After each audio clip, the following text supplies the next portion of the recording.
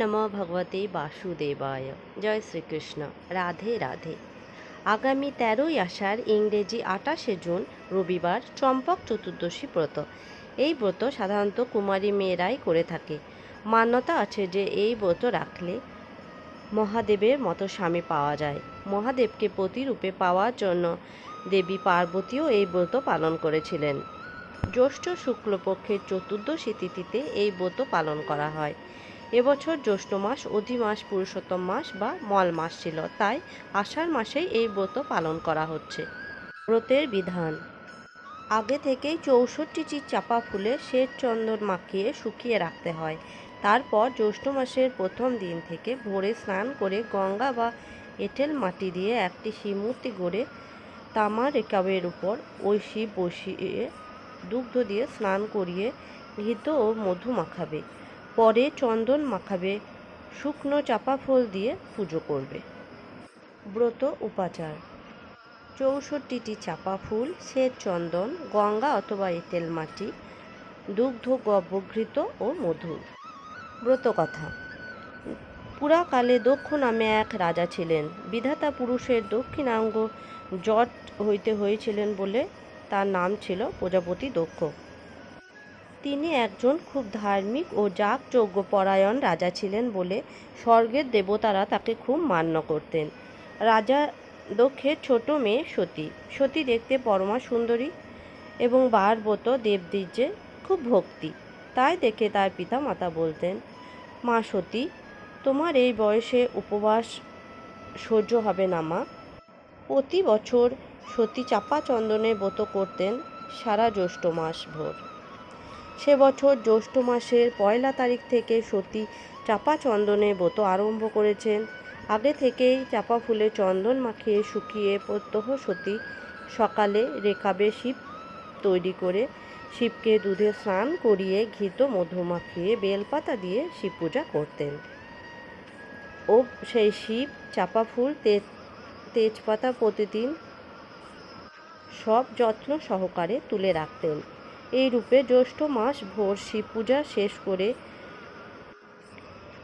সেই শিব ও ফুল পাতা নদীতে ভাসিয়ে যখন বাড়ি ফিরে আসছেন, সেই সময় এক বুড়ো ভিখারি তার সামনে এসে বললেন, দেবী, আমায় 2টি খেতে দেবে? আজ আমি 3 দিন ধরে উপবাসী। আমার সংসারে কেউ নেই। ভিখারির কথা শুনে সতী চোখ ছলছল করে উঠল। কিন্তু পরে তিনি বললেন, আমার সঙ্গে এসো, আমি তোমায় পেট ভরে খেতে দেব।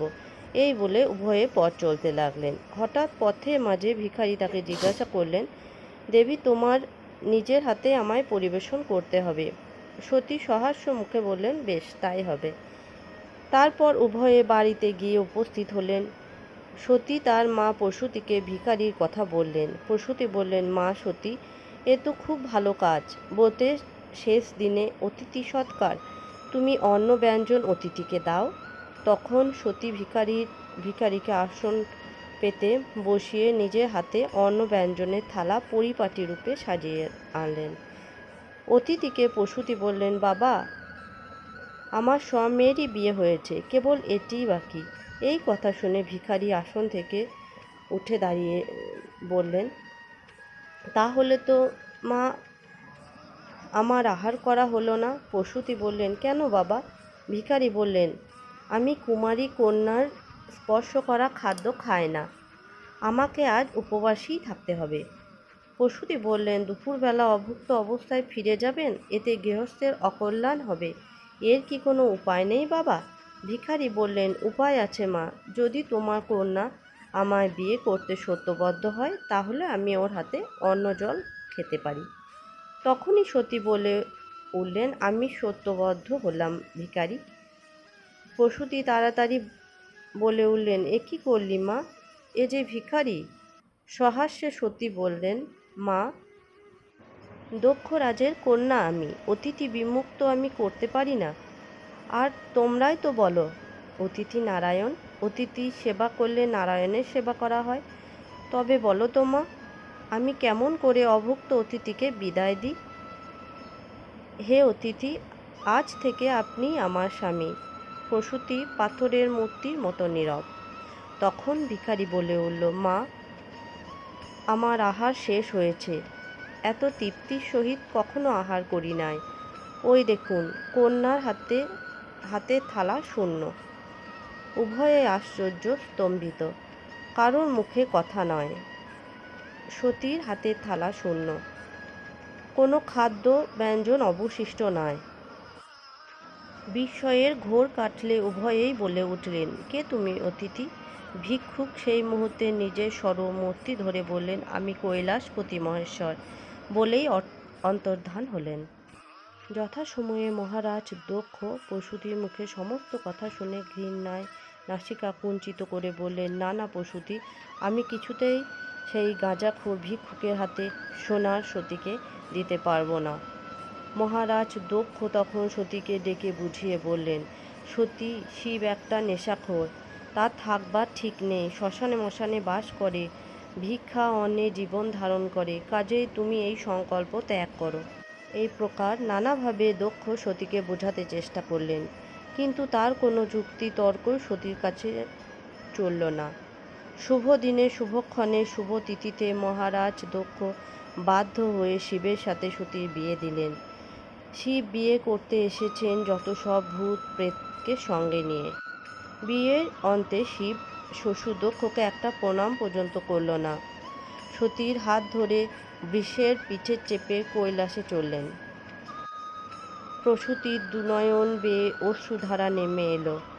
দক্ষ সমবেত দেবতামণ্ডলীর সামনে অপমানিত হয়ে বলে উঠলেন, শিব হতে পারো তুমি দেবতা, কিন্তু শ্বশুর হিসাবে আমি তোমার পূজনীয়, আমাকে প্রণাম করতেও বাধল, এ অপমান আমি কখনোই সইব না। বিয়ের পর থেকে রাজা দক্ষ সতীকে দক্ষালয়ে আনেননি। তিনি সেই অপমানের প্রতিশোধ খুঁজতে লাগলেন। সে সুযোগও এসে গেল। তিনি এক যজ্ঞের অনুষ্ঠান করলেন। সেই যজ্ঞের নাম হলো শিবহীন যজ্ঞ। ত্রিভুবন সেই যজ্ঞে নিমন্ত্রিত হলো না কেবল কৈলাসের শিব ও সতী। নিমন্ত্রণের ভার গিয়ে পড়ল দেবর্ষি নারদের উপর। রাজা দক্ষ নারদকে ত্রিভুবন নিমন্ত্রণ করার জন্য তার হাতে নিমন্ত্রণ পত্র বের দিয়ে বারবার নিষেধ করে দিলেন, তিনি যেন শিবের নিকট কৈলাসে না যান নিমন্ত্রণ করতে। যথাযথ নিমন্ত্রণ করে দেবর্ষি নারদ কৈলাসের অন্দরমহলে গিয়ে চুপি চুপি সতীকে বললেন, তোমার বাবা যজ্ঞ করছে, তোমার নিমন্ত্রণ, তুমি যেও মা। দেবর্ষি নারদ চলে যেতেই সতী শিবের কাছে গিয়ে পিতার যজ্ঞে যাওয়ার জন্য বায়না ধরলেন। শিব বললেন, সতী, আমাকে অপমান করার জন্যই তোমার পিতা এই শিবহীন যজ্ঞ করছে, তাই আমার বিশেষ অনুরোধ, তুমি সেখানে যেতে চেও না। সতীর জিদ, সে যাবেই। শিব কি আর করেন, অনুমতি দিলেন। সতী পতির আদেশ মেনে নন্দীকে নিয়ে গমন করলেন। দক্ষালয়ে আজ চাঁদের হাট। দক্ষরাজের অন্দরে তার ৫৬টি মেয়ে এসে হাজির। তাদের রূপ ঐশ্বর্যের গরব কত। সতীর দৈন্যবেশ দেখে তারা সহানুভূতি দেখাতে প্রসূতি ছুটে গিয়ে সতীকে বুকে টেনে নিলেন। মায়ের বুকে মুখ লুকিয়ে কিছুক্ষণ সতী কাঁদল। তারপর যজ্ঞস্থানে গিয়ে পিতার চরণে প্রণাম করতেই দক্ষরাজ সতীর মুখের দিকে চেয়ে শিবকে উপলক্ষ করে কটু বাক্য বলতে লাগলেন। সতী পতির নিন্দা সহ্য করতে পারলেন না, যজ্ঞস্থলে দেহত্যাগ করলেন। নন্দী মাতৃহারা শিশুর মতো কাঁদতে কাঁদতে কৈলাসে গিয়ে শিবকে সব কথা বললে। নন্দীর সেই হৃদয় বিদারক বাক্য শুনে অমনি সদাশিব, সেই শিব প্রচণ্ড ক্রোধে হুঙ্কার দিয়ে উঠল।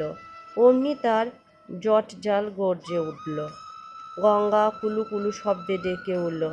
তিনি তখনই জটা ছিঁড়ে ভূমিতে নিক্ষেপ করলেন। অমনি রুদ্রচেদা তেজা বীরভদ্র নামে এক বিরাট পুরুষ জন্মলাভ করে শিবের আজ্ঞায় ভূত প্রেত এবং নন্দীসহ দক্ষালয়ে গিয়ে শিবহীন যজ্ঞ ধ্বংস করে দিলেন। আর সেই সময় শিব যজ্ঞস্থলে গিয়ে উন্মাদের মতো সতীর মৃতদেহ স্কন্ধে নিয়ে ত্রিভুবন ঘুরতে লাগলেন। ব্রহ্মা দেখলেন পৃথিবী যায়। তিনি নারদকে ডেকে কথা বললেন, নারায়ণ সুদর্শন চক্রের দ্বারা শিব স্কন্ধের সতীদেহ 51 খণ্ড করে কেটে ফেললেন। পরে শিবকে বললেন, হে মহেশ্বর, আপনি শোক সম্বরণ করে ধরার দিকে চেয়ে দেখুন। আপনার সতী গিরিরাজ মহিষী মেনকা দেবীর গর্ভে গৌরী উমা নামে জন্মগ্রহণ করেছেন। আপনাকে পাওয়ার জন্য চাপা চন্দনের ব্রত পালন করছেন। আপনি হিমালয়ে গমন করুন। এই কথা বলে নারায়ণ অদৃশ্য হলেন। এদিকে গিরিরাজ কন্যা গৌরী শিবকে প্রতিরূপে লাভ করার জন্য জ্যৈষ্ঠ মাসের পয়লা দিন থেকেই চাপা চন্দনের ব্রত পালন করতেন। শিবকে আবার প্রতিরূপে লাভ করলেন। আর সেই থেকেই মর্তে শিবতুল্য পতির কামনায় কুমারী কন্যাগণ চাপা চন্দনের ব্রত পালন করে থাকেন। চাপা চন্দনের ব্রত। জ্যৈষ্ঠে চাপা চন্দন ব্রত করছিল সতী, শিবের মতো পতি লাভে আমি হলাম ব্রতী। বৈশাখ মাস শ্বেত চন্দন চাপা ফুল দিয়ে সারা বৈশাখ করি পূজা ভক্তিযুক্ত হয়ে। শ্বেত চন্দন যত্নে আনি মাখাবো শিবের পা দুখানি, গায়ে দিয়ে চাকরের মৌ, বর চাই বামুন বউ। শিবের মতো পতি হবে, 10 দিক তার সুযশ গাবে। মনের সাধে পুজি মহেশ্বর, সতীর পতি অক্ষয় অমর। এই পুরনো দিনের ব্রত কথা শুনে আপনার কেমন লাগলো তা কমেন্টে জানেন। আর এই রকম আরও পুরনো দিনের হারিয়ে যাওয়া ব্রত কথা যদি আপনারা শুনতে চান তাহলে আমার চ্যানেলটাকে সাবস্ক্রাইব করে দেন, যাতে করে আমার নেক্সট ভিডিওর আপনার কাছে পৌঁছে যেতে পারে। ঈশ্বরের কাছে প্রার্থনা করি আপনি আপনার পরিবার নিয়ে সুস্থ থাকুন।